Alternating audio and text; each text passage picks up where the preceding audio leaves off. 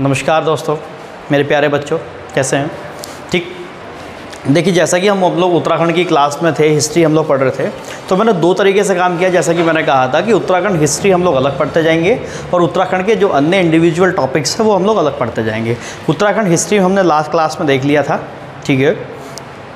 पूरा प्रजातियों की हम लोगों ने बात करी थी, ठीक। इसके अलावा उत्तराखंड में मैंने जौनसारी जो अपनी जनजातियां हैं उन्हें स्टार्ट किया हुआ है, उस पर लगातार क्लास आ रही है, उसकी लगातार क्लासेस चल रही हैं, तो आप उन्हें देखते रहिएगा, ठीक है। वही दूसरी तरफ हम लोग इतिहास में भी अपना लगातार काम करते रहेंगे, जो अभी हम लोग कर रहे हैं। पिछली क्लास में हम लोगों ने पूरा प्रजातियाँ ख़त्म कर ली थी, ठीक है। आपने, मुझे उम्मीद है कि आप लोगों ने अच्छे से समझी होंगी, जानी होगी, ठीक है। तो आज की क्लास हमारी है, उससे आगे कंटिन्यू करते हैं। इतिहास में हम लोग उत्तराखंड इतिहास में क्या पौरव राजवंश, पौरव या पर्वताकार वंश, ठीक। पौरव या पर्वताकार राजवंश की हम लोग चर्चा करते हैं। इस विषय पे क्या क्या बातें हैं, क्या क्या बातें हमें करनी है, उस पर हम लोग चर्चा करेंगे। देखिए, हर्षवर्धन के बाद जो उदय हुआ यहाँ पे वो पौरव राजवंश था। हर्षवर्धन का जैसे धीरे धीरे समय खत्म हुआ, तो हर्षवर्धन के बाद हमारे उत्तराखंड के अंदर जिस वंश का उदय हुआ वो वंश हमारा पौरव राजवंश कहलाता है, ठीक है।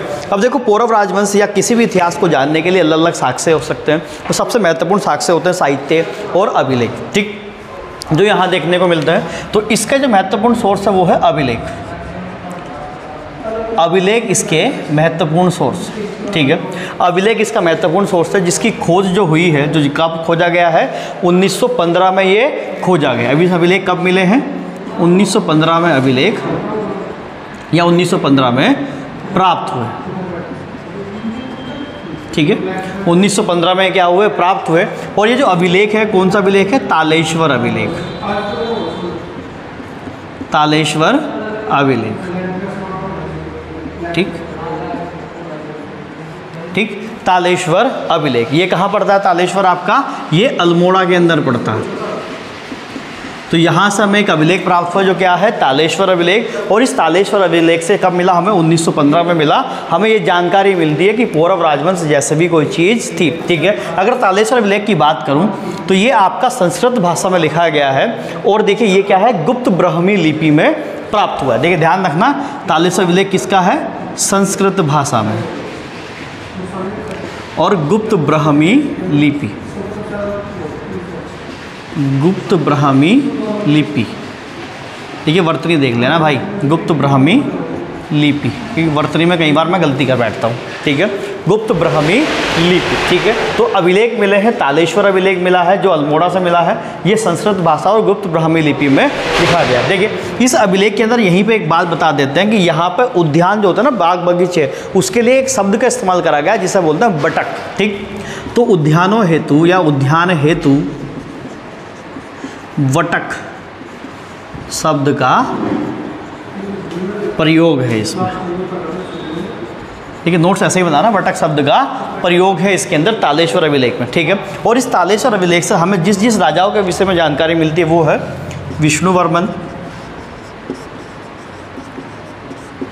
विषवर्मन,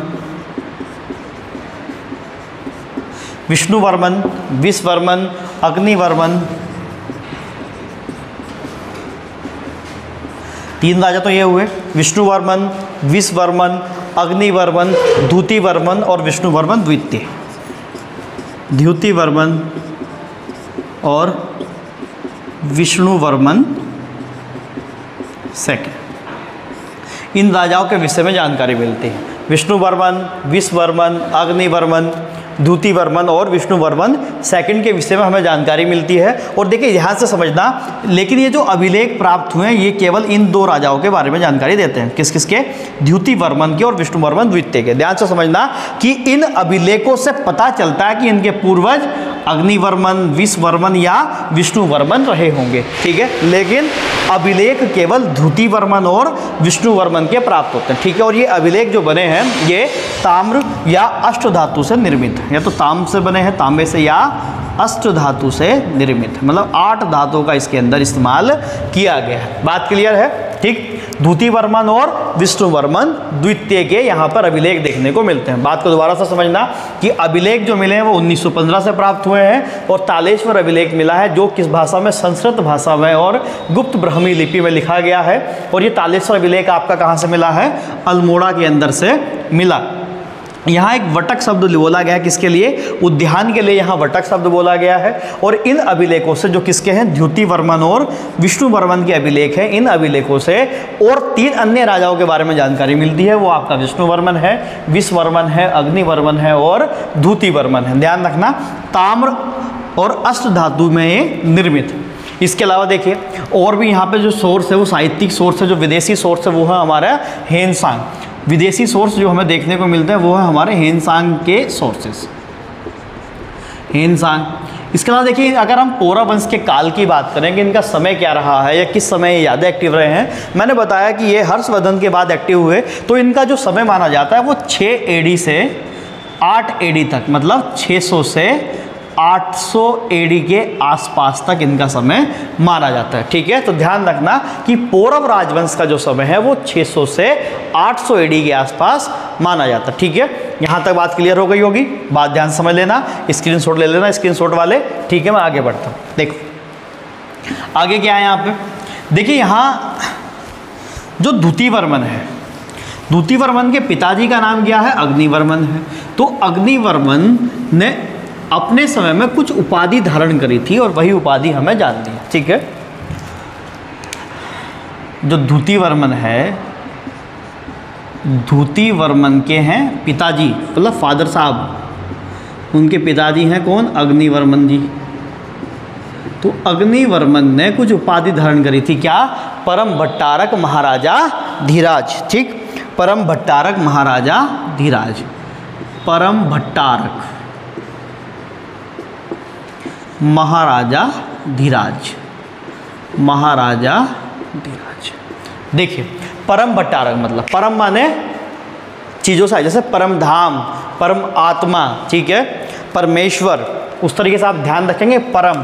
और परम भट्ट माने होता है ज्ञानी, मतलब ज्ञानियों का ज्ञानी, ज्ञानियों से भी परे ज्ञानी, ज्ञानियों से भी ऊंचा ज्ञानी। और महाराजा धीराज मतलब राजाओं का राजा। ठीक है, तो ध्यान रखेंगे ये उपाधि किसने धारण करी थी? अग्निवर्मन ने धारण करती। और ये जानकारी हमें कहाँ से मिलती है? द्युतिवर्मन के तालेश्वर अभिलेख से जानकारी देखने को मिलती है। ठीक है, ध्यान रखें। ठीक, इनकी जो राजधानी हुआ करती थी, इनकी राजधानी होती थी जी ब्रह्मपुर। इनकी राजधानी कहाँ हुआ करती थी? ब्रह्मपुर। और ये ब्रह्मपुर आपका गढ़वाल और कुमाऊं वाला क्षेत्र है, जो वर्तमान का क्या है? गढ़वाल और कुमाऊं वाला क्षेत्र, गढ़वाल और कुमाऊं क्षेत्र। ठीक, वर्तमान में। और इसी ब्रह्मपुर को हेनसांग ने क्या कहा है? ठीक, हेनसांग ने क्या कहा है? पोलो कीमो पूलो। क्या कहा है? पोलो कीमो पूलो। हेनसांग ने इसे क्या कहा है? पोलो कीमो पूलो, पोलो कीमो पूलो। ये किसने कहा है? हेनसांग भैया ने कहा है इसे। किसे कहा है हेनसांग भैया ने इसे? ब्रह्मपुर को। ध्यान से समझना, ब्रह्मपुर को क्या कहा है? हेनसांग ने पूलो कीमो पोलो। जैसे हरिद्वार को ब्रह्मपुर ने क्या कहा? इसने हेनसांग ने क्या कहा? हरिद्वार को मोयोलो। ठीक है, जैसे मोयोलो कहा है, ऐसे ही हेनसांग ने ब्रह्मपुत्र को क्या नाम दिया है? पोलो कीमो पूलो। ठीक, ध्यान रखना इस बात को, पेपर में पूछ लिया गया था एक बार, तो ध्यान रखेंगे इस बात। इसके अलावा देखिए जो ब्रह्मपुर राज्य है वो गंगा से, जो हमारी माता गंगा है, गंगा मैया से, गंगा से पूर्व में करनाली नदी तक फैला है। करनाली नदी तक फैला है। कहाँ तक फैला है? करनाली नदी तक फैला। कहाँ? गंगा से पूर्व में करनाली नदी तक ये फैला। ठीक है, करनाली नदी तक ये फैला हुआ है। इसके अलावा जो ब्रह्मपुर नरेश हैं, ठीक है, क्या है? जो ब्रह्मपुर नरेश है वो खुद को सोनवंशीय पौरव राजवंश के मानते हैं। ठीक है, ब्रह्मपुर नरेश क्या है? सोनवंशीय पौरव राजवंश के। ब्रह्मपुर नरेश खुद को क्या कहते हैं? सोनवंशीय पौरव राजवंश के, पौरव राजवंश। ठीक, सोन वंशीय पौरव राजवंश के क्या मानते हैं, ब्रह्मपुर के जो नरेश मानते हैं। ठीक है, देखिए यहाँ के जो लोग हैं वो अधिकतर ब्रह्मपुर के रहने वाले जो लोग हैं वो व्यापारी हैं, या व्यापार के अंदर वो लोग ज़्यादा रुचि रखते हैं। व्यापार ब्रह्मपुर में बहुत ज़्यादा मात्रा में चलता है, और इसके अलावा यहाँ पे बौद्ध धर्म का प्रचलन भी देखने को मिलता है। क्यों? क्योंकि हेनसांग अगर यहाँ आया है तो हेनसांग एक बौद्धि यात्री था, ठीक है, जो यहाँ आया था, हर्षवर्धन के समय में आया था। ठीक, ध्यान रखना भारत के अंदर। और हेनसांग ही क्या है, यहाँ उन जगहों पर गया है जहाँ पे बौद्ध धर्म का कहीं ना कहीं कुछ ना कुछ प्रचलन देखने को मिलता है। तो यहाँ से बात अनुमान लगाया गया है कि बौद्ध धर्म का यहाँ पर प्रचलन था। ठीक है, क्या था, बौद्ध धर्म का प्रचलन यहाँ देखने को मिलता है। ठीक है, इतनी बातें आपने नोट कर ली। इससे आगे बढ़ते हैं, चलिए इससे आगे बढ़ते हैं। अब देखिए, कोई भी राजवंश हो तो हर राजवंश में आय का मसला होता है कि कोई भी राजवंश चलेगा कैसे, जब उसके पास पैसा होगा, उसकी आय का सोर्स अच्छा होगा, तो राजवंश वो तरक्की भी करेगा, आगे भी बढ़ेगा, उन्नति करेगा। ठीक है, तो देखिए इनके यहाँ आय का सोर्स क्या है, आय का स्रोत। आय का स्रोत एक ही होता है। उस समय भूमिकर जो था वो सबसे अच्छा आय का स्रोत होता था। ठीक है, तो भूमिकर यहाँ पे क्या है, सबसे अच्छा आय का स्रोत। भूमिकर, जमीन के ऊपर जो टैक्स लगता था। और इनके यहाँ जो कर शब्द है, कर को भोग या भाग कहते थे, टैक्स को क्या कहते थे, भोग या भाग कहते थे। ठीक है, और भूमिकर कितना होता था, ये उपज का 1/6 होता था इनके यहाँ, क्या, भूमिकर। ध्यान रखना, उपज का 1/6 क्या होता था, भूमिकर हुआ करता था। और इसके अलावा वह अधिकारी जो भूमिकर को वसूल करता था उसे क्या बोलते थे, भागिक। वसूलने वाला, जैसे लिखे कि भूमिकर को वसूलने वाला अधिकारी भागिक था। भूमिकर को वसूलने वाला अधिकारी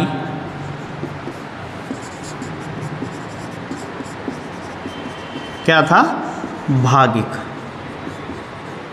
भूमिकर को वसूलने वाला अधिकारी क्या कहलाता था, भागिक कहलाता था। ध्यान रखना। तो ठीक है, ये इनकी आय का स्रोत है भूमिकर। और भूमिकर को क्या बोलते थे, कर को भोग या भाग बोलते थे, जो कितना होता था, उपज का 1/6 होता था। और भूमिकर को वसूलने वाला अधिकारी क्या कहलाता था, भागिक कहलाता था। ठीक, ध्यान रखना। एक बार इनके कुल देवता पेपर में पूछ ले गए थे कि पौरव वंश के कुल देवता कौन थे। ये एक्चुअली शिव का ही एक रूप होते हैं, वीरणेश्वर स्वामी। क्या बोलते हैं, वीरणेश्वर स्वामी। वीरणेश्वर स्वामी शिव का ही एक रूप होते हैं एक तरीके से। ठीक है, वीरणेश्वर स्वामी। ठीक है, जिस तरीके से महासु देवता होते हैं जौनसारी में, उस तरीके से वीरणेश्वर स्वामी इनके क्या हैं, कुल देवता हैं। ध्यान रखना। ठीक है जी, आगे बढ़े। देखो, इससे आगे अगर हम लोग चर्चा करते हैं तो यहाँ पे कुछ ऐसी इंपॉर्टेंट बातें हैं नहीं, लेकिन कुछ ऐसी टर्म्स हैं जिनके विषय में हमें जानकारी होनी चाहिए। ठीक है, जो पेपर के दृष्टिकोण से महत्वपूर्ण हो सकती है। तो वही टर्म्स मैं आप लोगों तक पहुँचाने की कोशिश करता हूँ, शेयर करता हूँ आप लोगों के साथ। आइए देखिए, अगर आपको हमारा एफर्ट अच्छा लगता है मेरे दोस्तों, तो कृपया करके शेयर आप जरूर करना। ठीक है, आप शेयर जरूर करना, दूसरे लोगों तक पहुँचाना जरूर। ठीक है, चलिए आइए। देखो, यहाँ का जो सर्वोच्च अधिकारी होता है इनके यहाँ जो सर्वोच्च अधिकारी होता था, मतलब जो सबसे ऊपर जो होता था। और आपको पता है कि राजवंश से तो सबसे ऊपर राजा ही होंगे, राजा से ऊपर तो कोई होगा ही नहीं। ठीक है, तो राजा इनका क्या था, सर्वोच्च अधिकारी होते थे। और देखिए, राजा भी जो ऐसा नहीं होते थे, इन राजाओं की प्रवृत्ति जो होती थी वो एक दानी प्रवृत्ति के होते थे। ठीक है, दानी प्रवृत्ति, है ना, वो किसके होते थे, दानी प्रवृत्ति के होते थे राजा लोग। और दूसरी बात देखिए, प्राचीन समय में अगर आप जाओगे तो ब्राह्मण और गौ, गाय, हमारी गाय माता, वो क्या है कि वो बहुत ही पूजनीय थी। आज भी है, ऐसा नहीं है कि आज नहीं है, आज भी बहुत ज़्यादा पूजनीय है ब्राह्मण भी और गौ माता भी। लेकिन उस समय बहुत ज़्यादा पूजनीय होती थी, इसीलिए जो पौरव वंश के राजा थे वो खुद को गौ ब्राह्मण हितैषी कहलाना बहुत ज़्यादा पसंद करते थे। ठीक है, ये खुद को क्या कहलाते, स्वयं को गो ब्राह्मण हितैषी कहलवाना पसंद करते थे। कहलवाना पसंद करते थे। ठीक है जी, ये खुद को गो ब्राह्मण हितैषी कहलवाना पसंद करते थे। ठीक है, कुछ टर्म है ध्यान से देखना, जैसे कोट, आपने सुना भी होगा। कोट, खगमरा कोट, है ना। कोट ऐसी जगह होती थी जहाँ राजा अपने परिवार के साथ निवास स्थान, मतलब जहाँ राजा का निवास स्थान होता था, जहाँ राजा अपने परिवार के साथ रहा करता था, उस जगह को क्या बोलते थे? कोट बोलते थे। मतलब राजा जहाँ राजा के परिवार के साथ या राजा के परिवार के साथ रहने का स्थान, वो क्या कहलाता था? कोट कहलाता था, या एक तरीके से आप कह सकते हैं महल। ठीक है, वो क्या कहलाता था? महल कहलाता था। ठीक, एक होता था प्रतिहार, आपने सुना होगा प्रतिहारी करके। प्रतिहार किसे बोलते थे? जो राजमहल की सुरक्षा करते थे। ठीक है, जो राज परिवार की सुरक्षा करते थे उन्हें क्या बोलते थे? प्रतिहार बोलते थे। राज परिवार की सुरक्षा, राज परिवार की सुरक्षा, राज परिवार की सुरक्षा करने वाले को क्या बोलते थे हम लोग? प्रतिहार बोलते थे। इसके अलावा एक है सुपकारपति, ये टर्म है, पेपर में आ सकती हैं, ध्यान रखना बिल्कुल। सुपकारपति मतलब ऐसा व्यक्ति जो राजा के भोजन की व्यवस्था करेगा, वो क्या कहलाएगा? सुपकारपति कहलाएगा। राजा के भोजन की व्यवस्था करने वाला व्यक्ति, राजा के भोजन की करने वाला व्यवस्था, वो सुपकारपति है। एक होता था बलाध्यक्ष, बलाध्यक्ष उसे बोलते थे जो सैन्य प्रमुख होता था, वो बलाध्यक्ष कहलाता था। सैन्य प्रमुख, सैन्य प्रमुख मतलब सेनाओं का जो प्रमुख होता था उसे क्या बोलते थे? बलाध्यक्ष बोलते थे। इसके अलावा सर्वोच्च पुलिस अधिकारी को कटुक या दंडोपारिक या दंडोपासिक बोलते थे। सर्वोच्च पुलिस अधिकारी को, सर्वोच्च पुलिस अधिकारी कटुक या दंडपारिक या दंडोपासिक, दंडोपारिक या दंडोपासिक, ये कहलाते थे। दंडोपारिक या दंडोपासिक कहलाते थे। इसके अलावा एक यहाँ व्यवस्था होती थी द्विवीरपति और कायस्थ। द्विवीरपति और कायस्थ ये क्या होते थे? जो राज्य की क्या है, जो राज्य की आय और जो भूमि संबंधी वो सब आंकड़ों को ध्यान रखते थे। ठीक है, राज्य की आय और भूमि संबंधी आंकड़ों को। ठीक, चलिए इसे भी बता देते हैं। क्या बोलते हैं? जिसे क्या बोलते हैं? द्विवीरपति, द्विवीरपति व कायस्थ।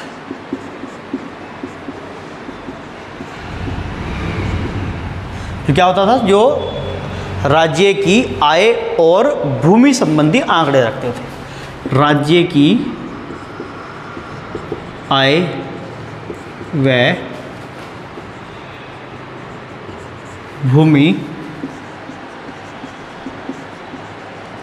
संबंधित आंकड़े रखते थे। ठीक है, राज्य की आय व भूमि संबंधित आंकड़े रखते थे। इसके अलावा देखिए यहाँ दो प्रकार की भूमि देखने को मिलती है, एक केदार व सारी भूमि। ठीक, एक है केदार भूमि, एक है सारी भूमि। आप अच्छे से देखेंगे। देखिए केदार भूमि वो होती है जो सिंचित भूमि होती थी। ठीक है, सिंचाई वाली भूमि, सिंचाई वाली भूमि या सिंचित भूमि। सिंचित भूमि आपकी वो क्या कहलाती थी? केदार भूमि। और असिंचित भूमि आपकी कहलाती थी सारी भूमि।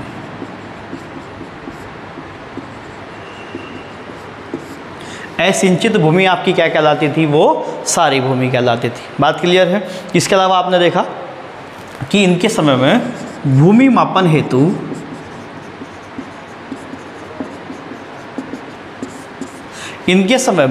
भूमि मापन हेतु कुछ प्रणालियाँ चलती थी, कुछ विधियाँ चलती थी। जैसे एक थी द्रोण वापम, एक थी खारी वापम, एक थी कुल्या वापम। तो आप बताइए, द्रोण वापम, एक खारी वापम और एक कुल्या वापम। कुल्या वापम ये विधियाँ थी किस चीज़ के लिए? भूमि मापने हेतु। ठीक है, तो मेरी तरफ से पौरव राजवंश में इतना ही है। तो कृपया करके आप जरूर देख लेना। आपने देखा कि यहाँ 5 प्रकार के राजाओं के बारे में पता चलता है, एक विष्णुवर्मन, विषवर्मन, अग्निवर्मन, द्युतिवर्मन और विष्णुवर्मन द्वितीय। और एक अभिलेख यहाँ से बहुत ज़्यादा महत्वपूर्ण है जिसे बोलते हैं तालेश्वर अभिलेख, जो अल्मोड़ा से प्राप्त होता है। ठीक है, देखिए अपनी तैयारी पर आप ध्यान रखिए। आप यूके SSSC ने 13 पेपर निरस्त कर दिए हैं या यूके PSC ने 14 पेपर निरस्त कर दिए हैं, जो भी कुछ है यूके PSC की तरफ चीज़ें चली गई हैं, ट्रांसफ़र हो गया, क्या हो गया है, वो हमारे हाथ की बात नहीं है। हमारा काम है अपनी तैयारी पर फोकस रखना, जो हम लोग कर रहे हैं। ठीक है, आप अपनी तैयारी पर फोकस रखिए और लगातार काम करते रहिए। आप लगातार पढ़ते जाइए, आपको लगातार अपने ऊपर काम करना है, अपने आप को इतना बेहतर बनाना है कि पेपर चाहे UPSC करा ले या यूके PSC करा ले, हम लोग पूरी मेहनत के साथ उसका सामना करेंगे। ठीक है, चलिए आज की क्लास में इतना ही रखते हैं। अगली क्लास में जब मुलाकात होगी तो कुछ नया शुरू करूंगा मैं। ठीक है, अगली क्लास पढ़ेंगे हम लोग। और देखिए लगातार क्लास में बने रहिए, लगातार आप लोग पढ़ते रहिएगा। और आपको अगर हमारी बातें ठीक लगती हैं, अच्छी लगती हैं, समझ में आती है और आपको लगता है कि आपको कुछ लाभ हो रहा है, तो प्लीज़ कृपया करके चीज़ों को शेयर अवश्य करिए, दूसरे लोगों तक पहुँचाइए। तो मिलते हैं हम लोग अपनी अगली क्लास में, तब तक के लिए जय हिंद।